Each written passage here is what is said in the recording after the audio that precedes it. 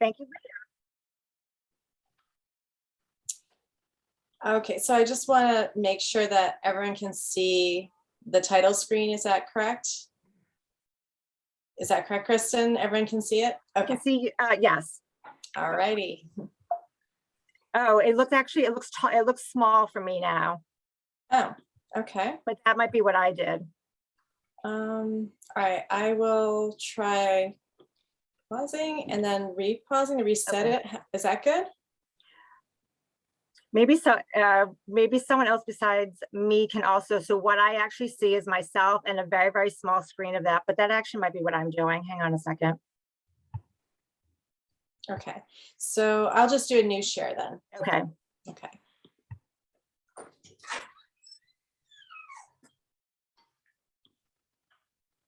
I think it's okay. It might have been me, Leah. Okay. So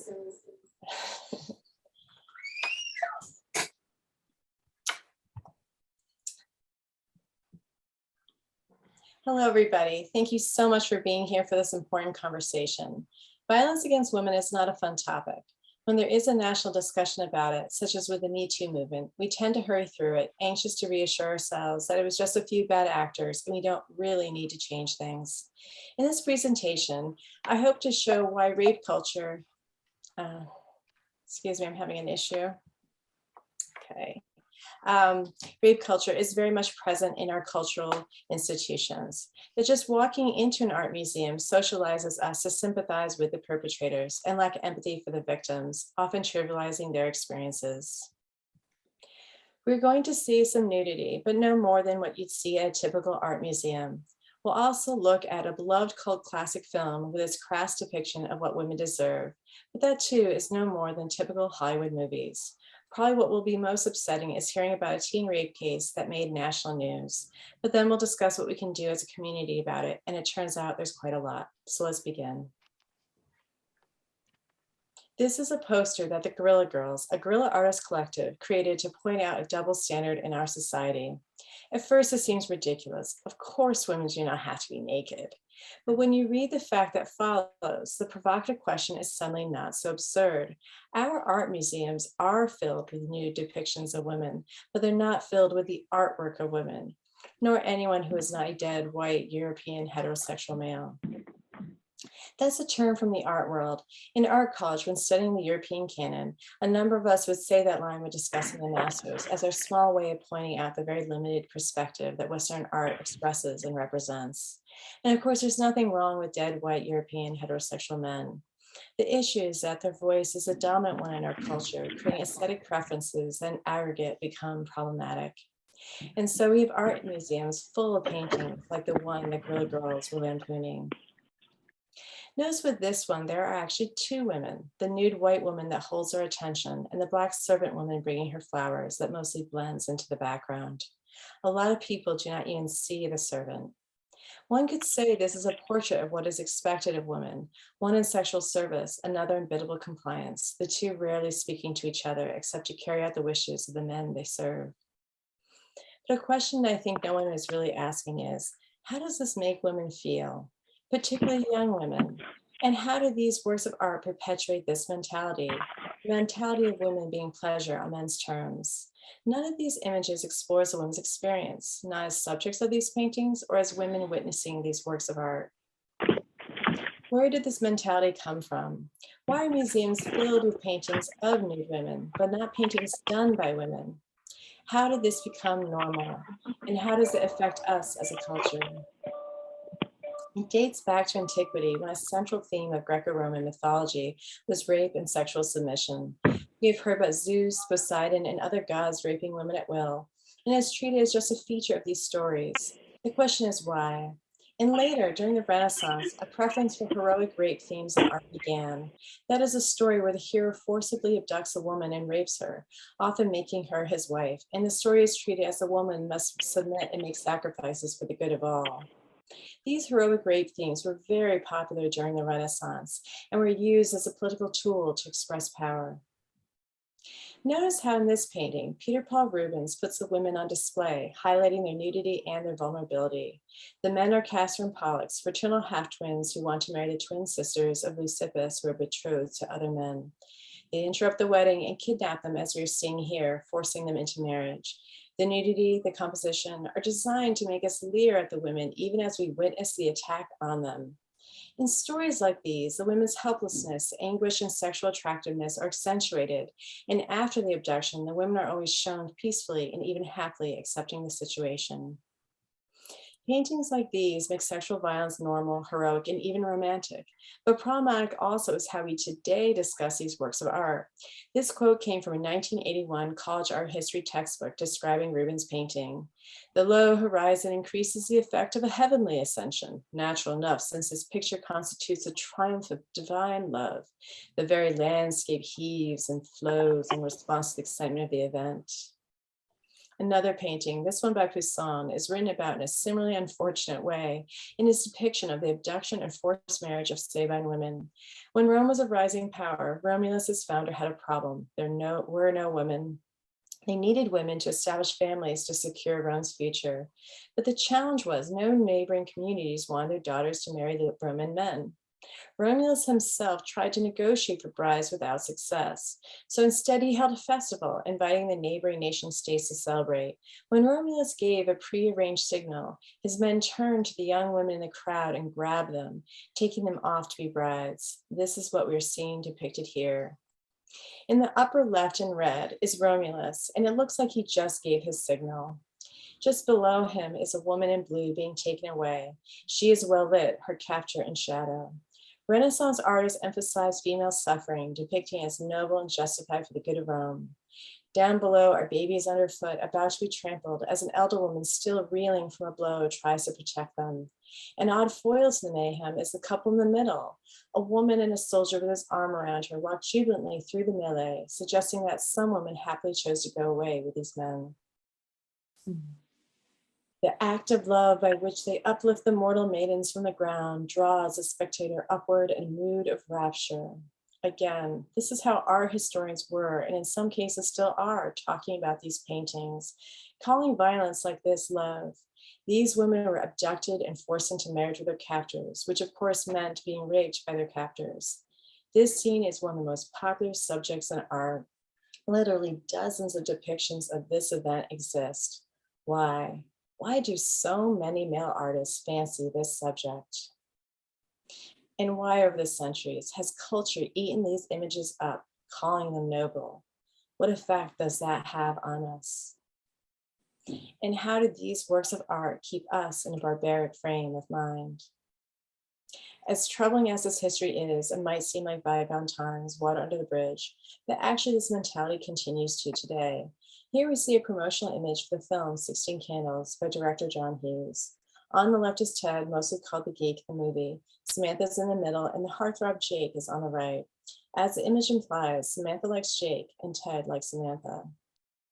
By the end of the movie, Samantha gets Jake, and most of us remember this as a sweet film from our childhood.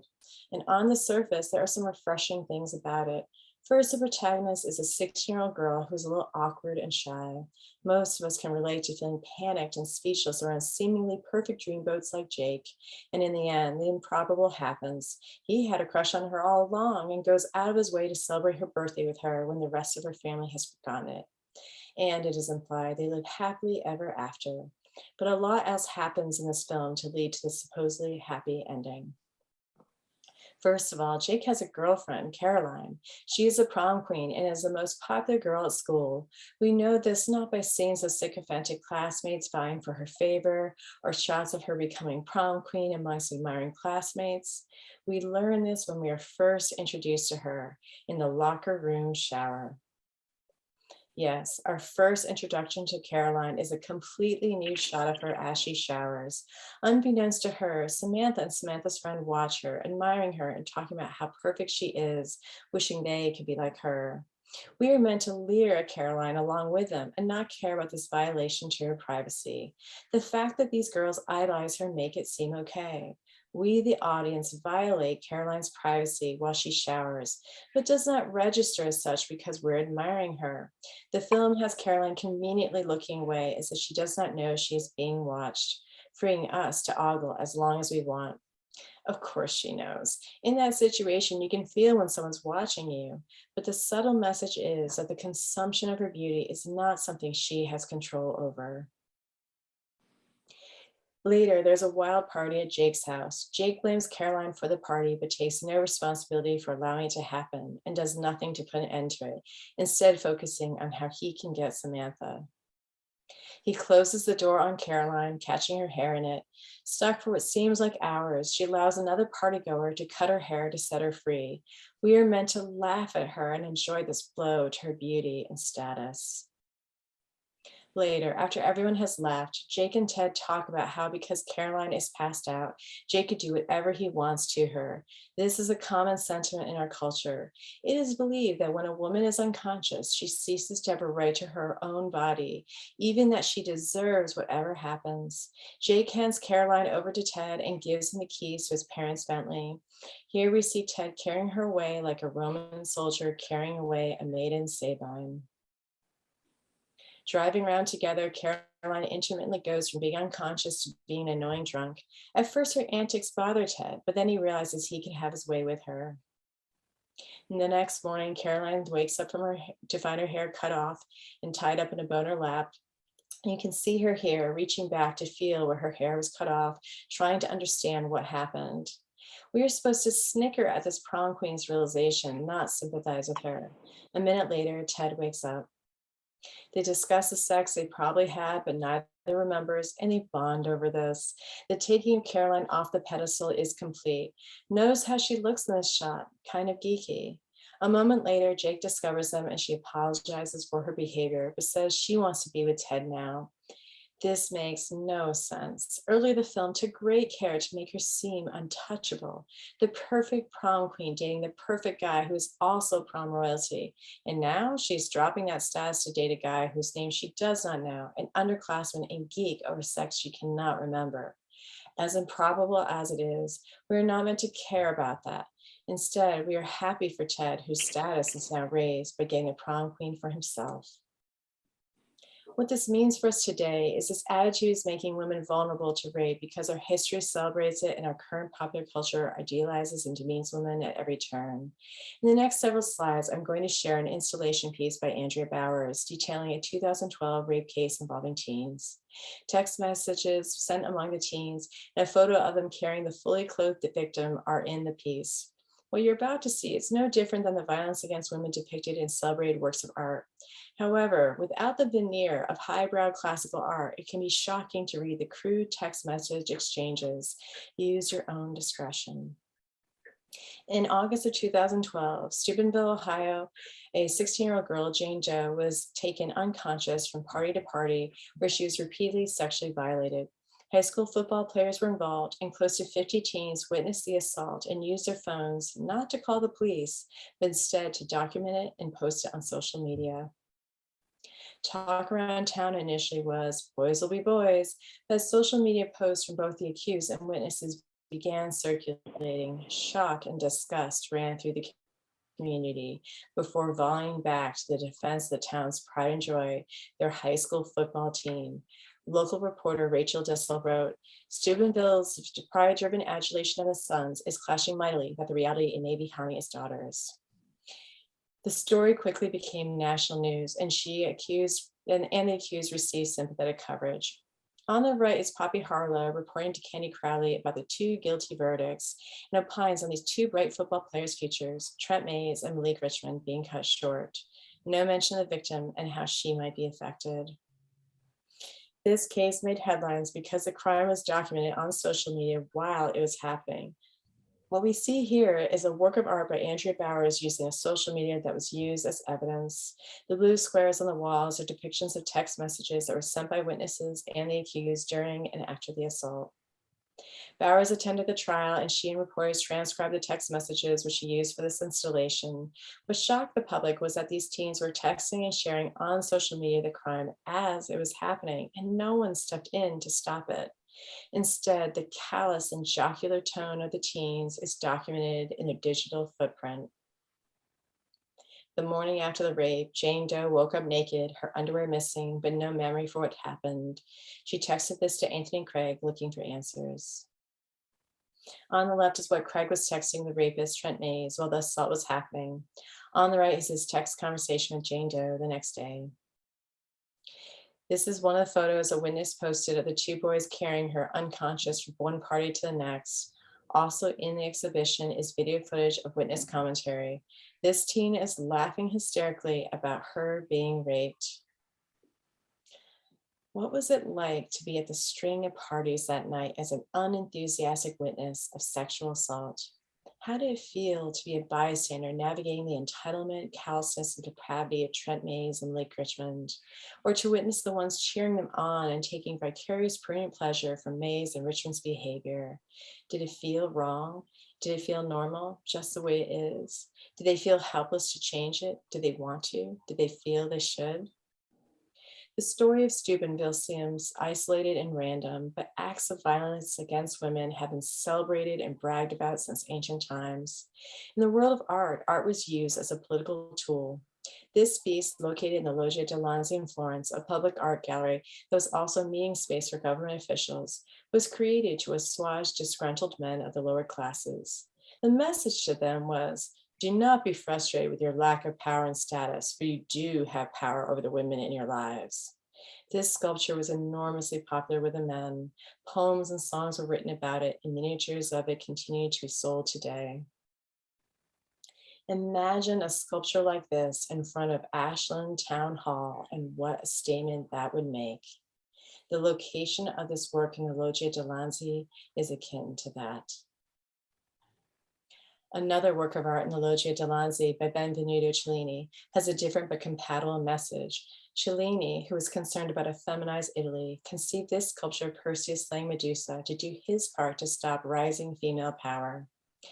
Most depictions of Perseus and Medusa do not show her corpse, but Cellini's did. He wanted to emphasize the slaying. Notice how Perseus looks down upon her body with contempt and satisfaction. Notice also how her body is still sexually attractive. She is a body to be used and disposed of at will. This is political. Again, the Loggia de Lanzi is an open air gallery that is in front of the equivalent of our town hall. Think about the message that sends, and let us not ignore the beauty of these sculptures. They are stunning.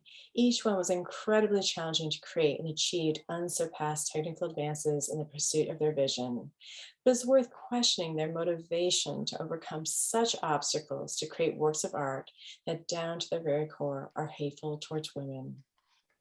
Again, how does this feel for girls and women in particular? To see the violence against them sexualized and made aesthetically pleasing, beautiful even. This piece by Gian Lorenzo Bernini is beautiful. So are the works by Giambologna and Cellini. Girls and women learn this is acceptable and normal and even sexy. The curator of the museum, who houses this, herself a woman, called this work sexy. And it is in a way, isn't it? Look at the detail on the right of Hades' hand pressing into her flesh, the muscularity and power of Hades and soft suppleness of Proserpina's flesh, suggesting yielding and eventual submission, even as she struggles to get away. And our stories tell us this is okay. Aggression and submission, relentless pursuit, men never taking no for an answer. And we are also used to a lack of empathy for women in art and culture as well. Here are two portraits of one of Picasso's many girlfriends, Dora Maar. Look at those portraits. This is of his sweetie. Imagine being a woman and the man who supposedly loves you depicts you this way. And what about you as a member of the public viewing these? How have Picasso's cubist depictions of women felt to you? How did it feel to hear that this is considered genius? I was at the Museum of Modern Art for a field trip as a chaperone, and I noticed a colleague looking at this painting. I sidled up next to her and asked, "So, what do you think?" She sighed and then grasped for words for a while until finally I saved her and said, "It isn't very respectful, is it?" She let out a huge sigh of relief, no doubt expecting that I, being an art teacher, had the utmost respect and reverence for his work. And the truth is, for a good part of my life, I've been conditioned to be reverential to him, even as I had misgivings of his work. I was surrounded by people talking about him as a genius and put aside how his work made me feel. You might think that it's not so bad. What is so wrong with nude women? Am I being prudish? What is so wrong about sexuality and desire on canvas? So let's see how another artist approaches the same subject. This is Rhythm by Tamara de Lempicka, a Polish artist who is also bisexual. Being a woman while also being attracted to women gave her a unique approach to the female nude. Notice how different this is. Notice how different this feels. Think about the nudes I showed at the beginning, all done by men. How is this different? The female nude is an overdone subject, and yet there is something new about this. What is it? In Picasso's painting, the women don't feel at ease in themselves. They are working to earn your approval. Delampicka's women, however, do not care what you think of them. They know they're beautiful. They know they're sexy. They do not need your validation. That is what is so revolutionary about this painting, even now. So what can we do? Diversity for ourselves and for our students. Make a point to draw from the wide perspective of mainstream Hollywood and the European canon of art. In my painting classes, we talk about Jean-Michel Basquiat's experience of being a man of color with all the judgments piling onto him, invading his psyche and affecting his mental health. We talk about Frida Kahlo's stoic self-portrait showing thorns puncturing her skin to express her strength while she endured difficult life experiences. We talk about the Harlem Renaissance and how Ramiro Verdun's work is more about the positivity and exuberance of Black culture, whereas Jacob Lawrence chooses to portray a quieter, more somber experience of it. And so on and so on. And what happens is when more of these voices, the dominant, dead, white, European, heterosexual male's perspective becomes all more less encompassing, less a voice that speaks for all of us despite how different we are, and less potent as a force that cancels out others' experience. Shrinking the dead, white, European, heterosexual man's voice does not take away their invaluable contribution. Rather, it helps us see its dark side. And with all the light of previously ignored people's voices coming to the fore, we see that dark side as merely a shadow. And with diversity comes more perspectives that help bring about positive change. In 2006, Tarana Burke founded the Me Too movement to raise awareness of the widespread problem of sexual assault. What other solutions to society's problems are waiting in the mouths of marginalized people? Talk about the gaps. Sometimes we have to talk about art or other subjects like this Manet painting, because apart from their being problematic, they're still important contributions to culture. The key is to talk about their significance while also showing their perspective is not the only one. For instance, many depictions of women show them existing for the pleasure of men, as is so often the case in a nude. So when showing a painting like this one by Manet, also include depictions of women that balance out this dominant perspective. Manet's Olympia is not only here to exist as visual pleasure, she lays here alert to the needs of the wishes of the men who view her. This painting by Bertha Morisot, however, shows a woman deep in her own thoughts, and we are not privy to them.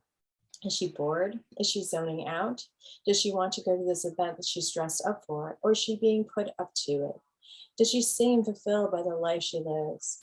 All these questions keep us guessing and in a mindset of seeing her as an actual person and not as someone to be consumed. Well, she is waiting for something. Unlike Olympia, she's not alert to what others want from her. In this sculpture by Charles Henri Joseph Cordier, called African Venus, shows an African woman on her own terms. She's not a sidekick or an afterthought as the Black woman in Manet's painting seems to be. Like Morisot, Cordier also shows the subject in her own thoughts and not performing for the male gaze, and yet she is quite beautiful. It is time for empathy. For far too long, we've looked uncritically at Picasso's cubist depictions of women, and in the case of Dora Maar, we get a skewed view of her and their relationship. So after seeing many hateful, tortured portraits of Maar and learning that she herself was a successful surrealist photographer, I looked for photographs of her and found this one by fellow surrealist Man Ray.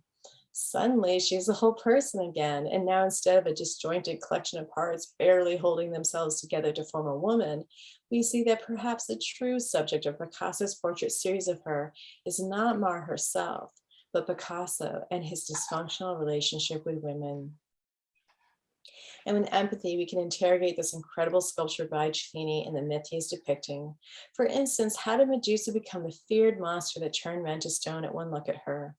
Medusa was a priestess at the Temple of Athena and was one of the most beautiful women of her time. One day, Neptune, Athena's uncle, raped Medusa in Athena's temple.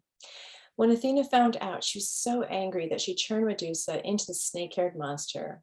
This is often explained as punishment for Medusa defiling Athena's temple by being raped, but that does not make sense. How can Medusa be held responsible for something she had no control over? Over the years, did the telling of the story get progressively wrong? Was Athena originally actually trying to punish men with ill intentions by creating a beautiful monster that would turn them to stone? Whatever the intention, Athena does not try to punish Medusa. I'm sorry, Athena does not try to punish Neptune because she knows she cannot. So she punishes Medusa, first by turning her into a monster, then by sending Perseus to kill her. How do we change society's permissive attitudes towards sexual assault? One way is to teach the classics in a more critical and empathetic way. By questioning these stories, we start to see how this is true today. Women often judge each other because it's easier to align oneself with the dominant and the powerful in the hope for protection from them than to defend a victim and face your own oppression. This is called internalized oppression, and it is fueled by a culture that teaches the classics uncritically, a Euro and androcentric art tradition, and a film industry dominated by men. The male gaze is a subtle force throughout culture that shows us content as though we are all men, actually, usually white, heterosexual, cisgender men.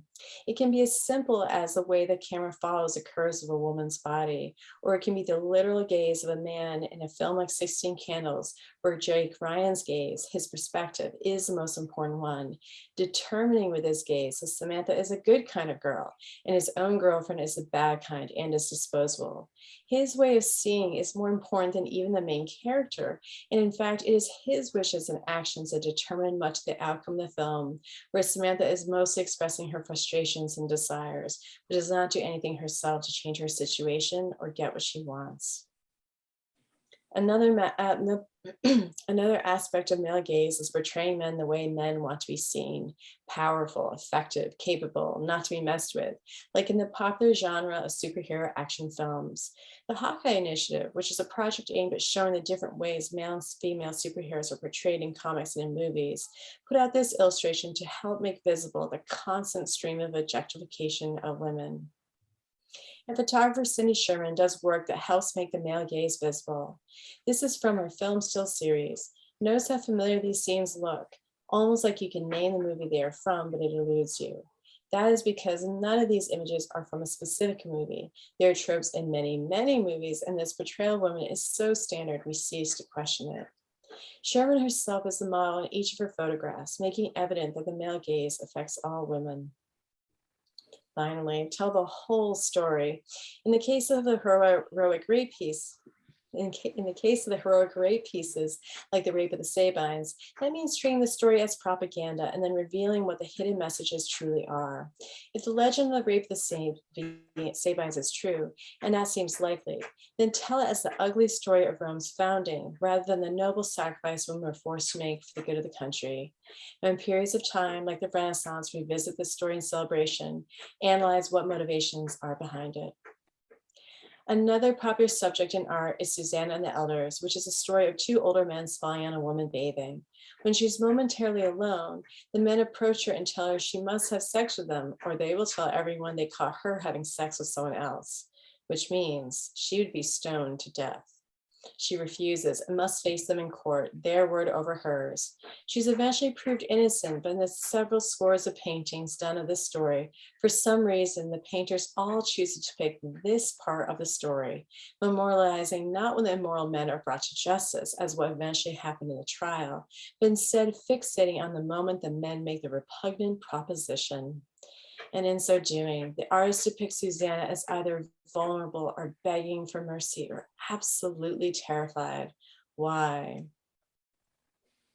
This version of Susanna and the Elders was done by a woman, Artemisia Gentileschi, and she tells the female experience of what it is like to be approached by a man like that. We see her here cringing, recoiling at their suggestion. With few exceptions and all the other depictions created by men, you never see this. Instead, they focus on the power the elders have over Susanna. But Gentileschi taking a popular painting subject for men and putting her own experience in it, she surreptitiously thwarts the power dynamic. And part of the telling of the whole story is hearing from the subjects of beloved paintings and finding out if they agree with the depictions of them. On the right is commentary by Polynesian artists interrupting the romantic primitivism that Paul Gauguin imagined of her people. Shows of Gauguin's work continue to be huge box office successes all over the world, but only recently have curators wrestled with whether or how to present important contextual information about him. Information such as the fact that he was a pedophile who fathered several children with adolescent girls, cohabitating with them and beating them. In the past, museums would refer to these girls as wives or young women, but in a recent exhibition, museum placards simply called them 13 or 14-year-old girls, laying bare an uncomfortable truth. This is great progress, and the next step is to show his work in the context of how Polynesians wish to be seen. And telling the whole story goes for our movies too. In 16 Candles, Ted constantly pesters and annoys Samantha, seeking sex. This is what Megan Garber, staff writer for The Atlantic, calls relentless pursuit, and is a feature of many comedies. If Hollywood must constantly portray relentless pursuit this way, then it is our job to interrogate it and foster discussion with teens about how this behavior is not okay, not romantic, and is a form of harassment. And later, when he inexplicably convinces Samantha to give him her underwear, she is later horrified at the consequences. Let's go ahead and interrogate that too. I was probably 8 years old when I saw this movie, and I simply refused to believe a girl would give her underwear to a teen boy harassing her. And in all my years since, I have never met a teen girl who would do this. What purposes does this tableau serve in this movie? How about other teenage hijinks films? What does this tell our teens about acceptable behavior or what is even normal? And again, how does this make girls and women feel? As an 8-year-old watching this movie, my sense back then was that nothing about being a woman was sacred. Is that part of the point? Thank you.